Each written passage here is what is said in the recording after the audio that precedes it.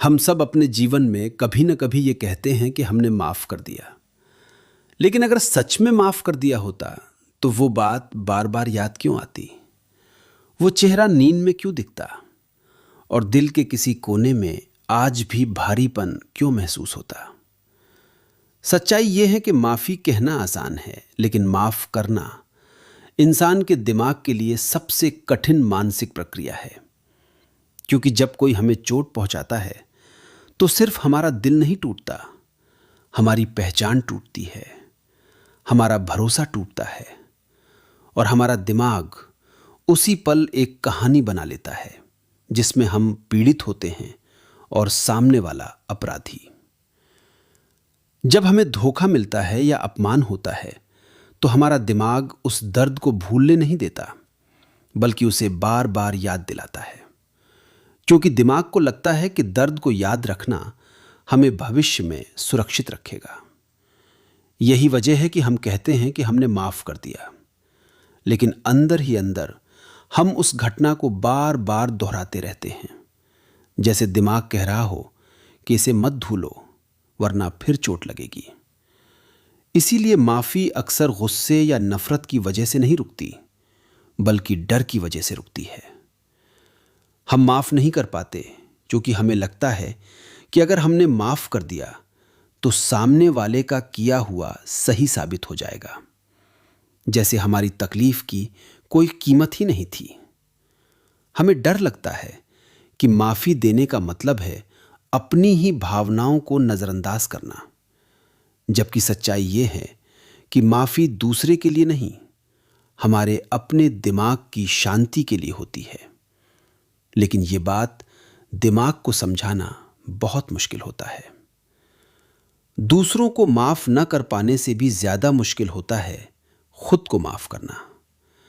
क्योंकि जब कोई दूसरा हमें चोट पहुंचाता है तो हम उसे दोषी ठहरा देते हैं, लेकिन जब हम खुद कोई गलती करते हैं, गलत फैसला लेते हैं या किसी पर भरोसा करके टूट जाते हैं, तो हमारा दिमाग कहता है कि इसके जिम्मेदार तुम खुद हो। यहीं से आत्मग्लानि शुरू होती है और हम खुद के जज बन जाते हैं। हम खुद को माफ नहीं कर पाते क्योंकि हमें लगता है कि अगर हमने खुद को माफ कर दिया तो हम फिर वही गलती दोहरा देंगे। इसलिए हम खुद को सजा देते रहते हैं, यादों के जरिए, पछतावे के जरिए और अगर ऐसा न किया होता वाली सोच के जरिए। लेकिन सच ये है कि खुद को सजा देना हमें बेहतर इंसान नहीं बनाता, बल्कि हमें अंदर से कमजोर कर देता है। हमारा दिमाग बीते हुए कल में जीता रहता है क्योंकि वो भविष्य को कंट्रोल नहीं कर सकता, लेकिन अतीत को पकड़ कर बैठ सकता है। माफी देना दरअसल अतीत को छोड़ने का फैसला होता है और दिमाग को छोड़ना पसंद नहीं होता। वो चाहता है कि कहानी चलती रहे, दर्द बना रहे, ताकि हम खुद को सतर्क महसूस कर सकें। लेकिन धीरे धीरे यही दर्द हमारी पहचान बन जाता है। हम खुद को उस इंसान के रूप में देखने लगते हैं जिसके साथ गलत हुआ, जिसने बहुत सहा, जिसे किसी ने नहीं समझा।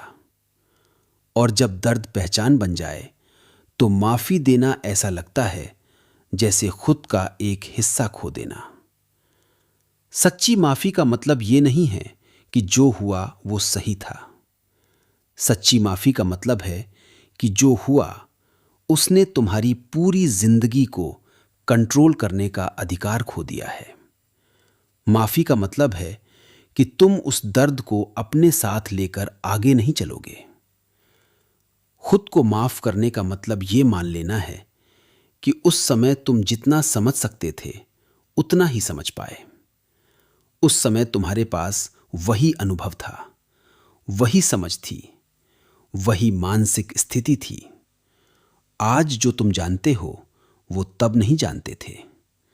और इस सच को स्वीकार करना ही आत्म माफी की शुरुआत है। जब तक तुम खुद से ये कहते रहोगे कि मैं बेवकूफ था, मुझसे बहुत बड़ी गलती हो गई, तब तक तुम्हारा दिमाग तुम्हें उसी पल में कैद रखेगा। लेकिन जिस दिन तुम खुद से ये कह दोगे कि मैंने सीखा, उसी दिन दर्द का बोझ हल्का होने लगेगा। माफी कोई एक दिन में होने वाली चीज नहीं है। ये एक धीरे धीरे होने वाली प्रक्रिया है, जिसमें कुछ दिन दर्द कम होता है, कुछ दिन फिर लौट आता है। लेकिन फर्क बस इतना होता है कि अब दर्द तुम्हें कंट्रोल नहीं करता, बल्कि तुम दर्द को समझने लगते हो। आखिर में माफी का मतलब भूल जाना नहीं है। माफी का मतलब है याद रहना, लेकिन बिना जहर के, बिना गुस्से के, बिना खुद को नुकसान पहुंचाए। माफी का मतलब है अपने मन को ये आजादी देना कि वो अब आगे बढ़ सकता है। क्योंकि सच ये है कि जब तक हम माफ नहीं करते दूसरों को भी और खुद को भी, तब तक हम भले ही जिंदा हों, लेकिन अंदर से आजाद नहीं होते।